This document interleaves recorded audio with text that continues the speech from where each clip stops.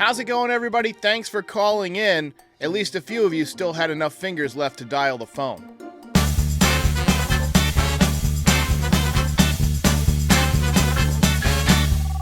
Yeah, my name is Mike from New York.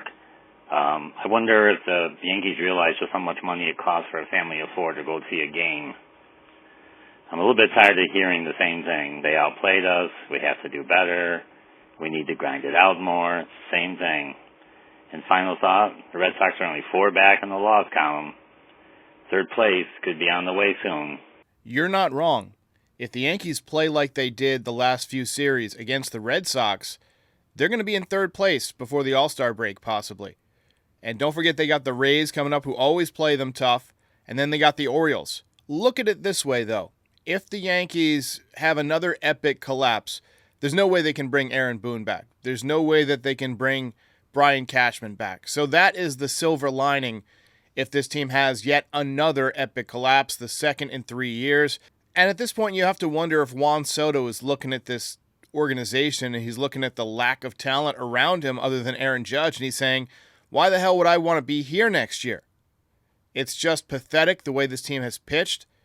There's just too many crybabies on this team that seem to be feeling sorry for themselves rather than manning up and trying to win a ball game. The body language is horrible. It's been tough to watch, man. It really has. Good morning, Derek. This is Hugh from Bay Ridge. I think it's time the Yankees DFA'd Grisham. I mean, that's very insulting what he did yesterday. The guy lopes and mopes around center field. He can't hit. He's another 140 bat in the lineup. As for his fielding, he couldn't even go back and make a play on the ball at center field Friday night. Judge was gone back, jumped a little, and bagged it.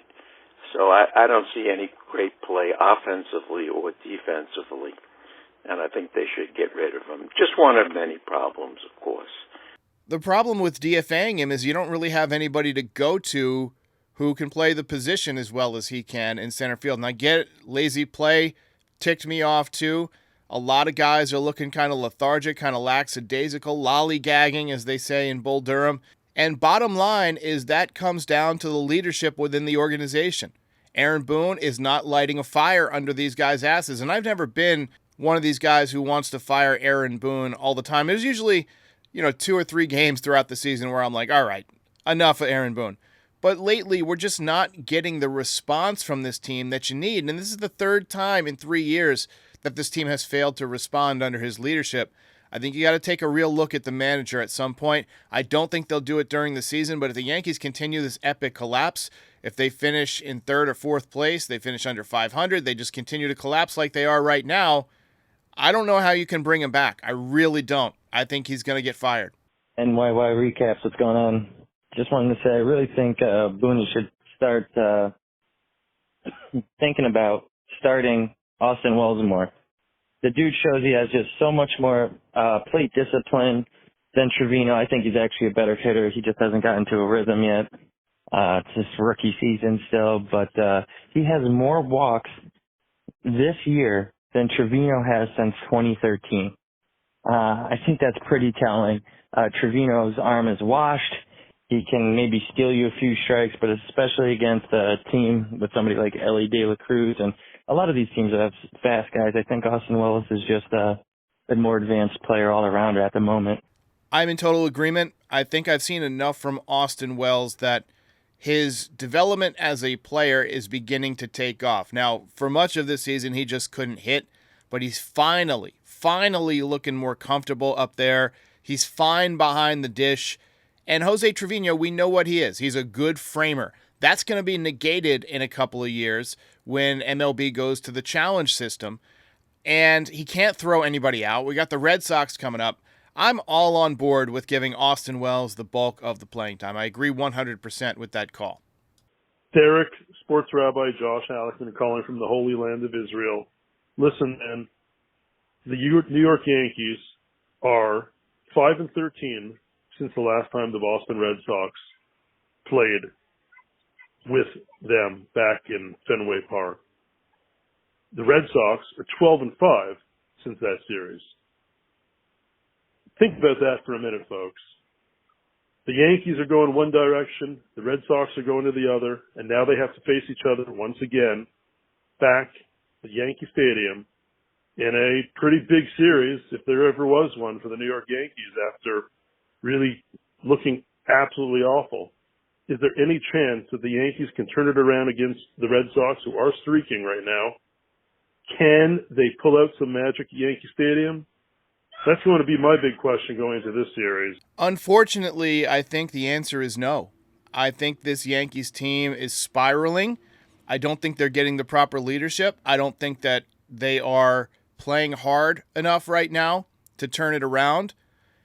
You know, the big hit from Volpe the other night, the big double, a month ago, that would have propelled them on a winning streak. They would have gotten the energy going, and everybody would have started contributing. But, you know, after Judge banged into that double play, basically the team kind of gave up. And yesterday was another weak performance, and I'm not counting on anything more until they show me something different. Right now, they're starting to reveal who they really are as a team, and that's a team with very little heart. Hey, Derek, Nick from South Carolina. Just got done watching yesterday's game, and this is a situation where Cashman going out and getting one or two guys, I don't think is really going to make a difference at this point. This is a collapse of a whole team. You can't. Our pitching staff is just not performing. Stroman gave up 5 runs. This guy Hill that I never saw gave up 2, and then Cousins. He came in and gave up, pitched an inning, gave up a run, and it just gets worse and worse. Hitting, the hitting was terrible. Judge was 0 for, Torres was 0 for, Volpe was 0 for, I think Cabrera as well, and LeMahieu, and you can't. This is a collapse of a whole team.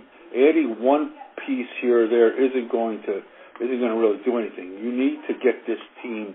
They need to have a team meeting and get some heart, because what I see right now is this team has no heart.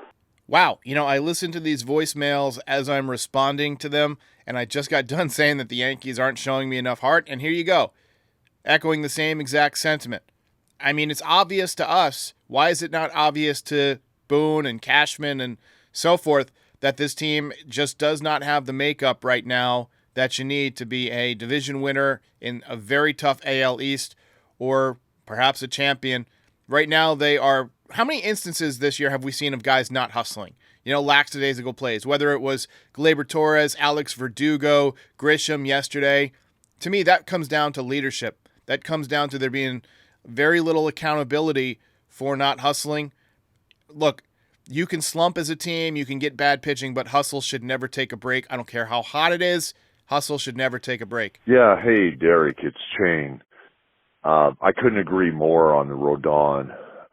When he was first signed, I was hoping maybe he would be something, but he's not Yankee quality.